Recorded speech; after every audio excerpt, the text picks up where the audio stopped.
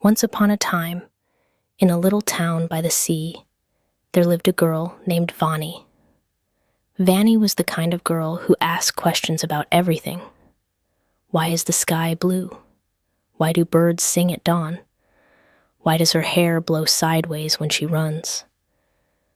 One breezy afternoon, Vani took her red kite to the park. She held the string tight. The kite danced and pulled and tugged. It flew so high it looked like a tiny red bird in the sky. "Who is pushing my kite?" Vani asked. She looked all around. There was nobody there. She felt something cool brush her cheeks. She felt it tug at her dress. She felt it ruffle the leaves in the neem tree above her. But she could not see it. "Wind," she whispered. "You are invisible, but you are so strong." The wind seemed to laugh and swirl around her, gentle and playful. That evening, Vani sat by the kitchen sink, watching water pour from the tap. She cupped her hands and tried to hold it. The water slipped right through her fingers.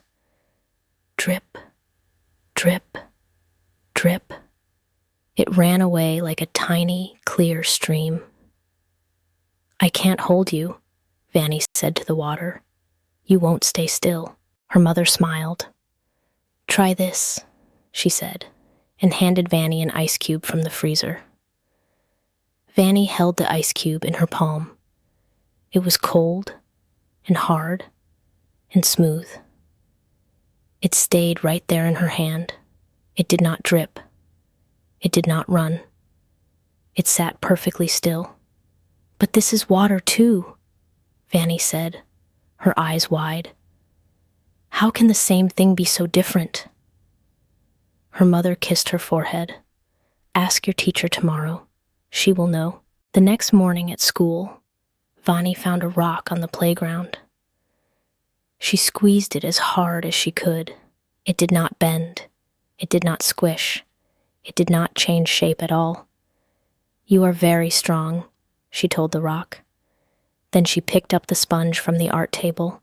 She squeezed it, and it squished flat in her hand. When she let go, it puffed right back up again. "You are soft and squishy," she told the sponge. "But you are both things I can hold." At circle time, Vani raised her hand high. "Teacher Mina, I have so many questions today." Teacher Mina smiled. She always loved Vani's questions. "Why can I hold ice but not water?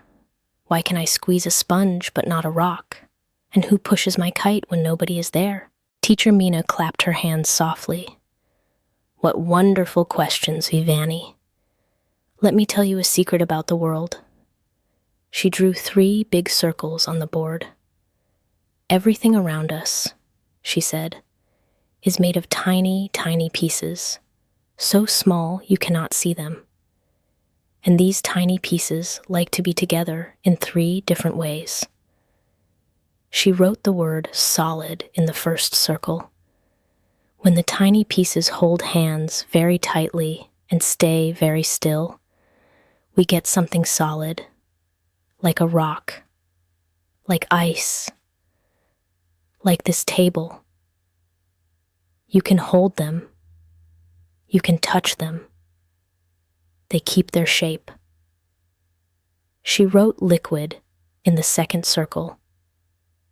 When the tiny pieces hold hands loosely and like to slide around, we get a liquid, like water, like milk, like honey.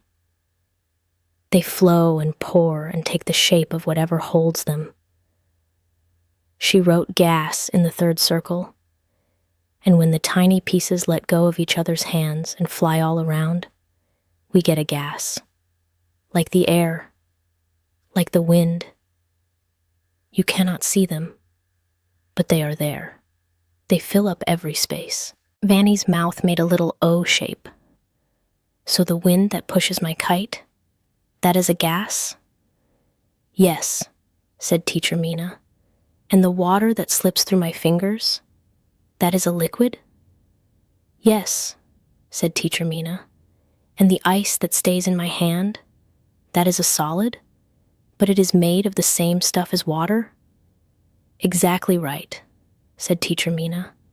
Water is very special.